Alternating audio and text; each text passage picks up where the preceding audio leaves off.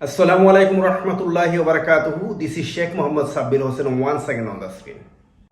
ইস্কনের প্রভু চিন্ময় কৃষ্ণ দাসের গ্রেফতার নিয়ে সারা দেশ উত্তাল করে ফেলেছে তার অনুসারীরা।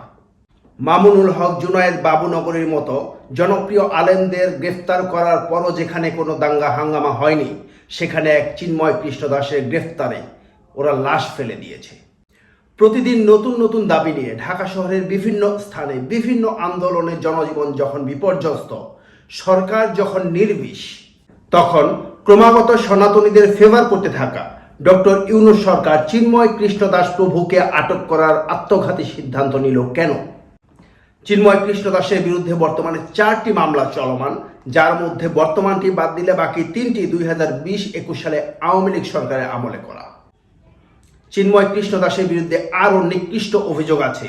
এছাড়াও ইস্কন তাকে গত জুলাই মাসে শৃঙ্খলা বিরোধী কর্মকাণ্ডের জন্য সংগঠন থেকে বহিষ্কার করে। চট্টগ্রামের আইনজীবী এপিপি সাইফুল ইসলাম আলিফকে নির্মমভাবে কুপিয়ে হত্যা করেছে চিন্ময় কৃষ্ণ দাসের অনুসারীরা।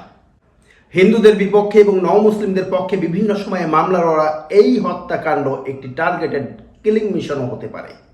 তবে সব সম্ভাবনার উপরে যেটা সত্য সেটা হচ্ছে এটা দিল্লির প্রেসক্রাইব করা একটি প্রি প্ল্যান্ড মিশন।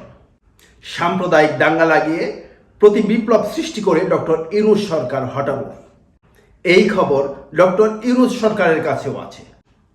নয়তো বিরক্তিকর লেভেলের শান্ত এবং নির্বিষ ইউনূস সরকার কেন হঠাৎ করে চিন্ময় কৃষ্ণ দাসকে গ্রেফতার করবে?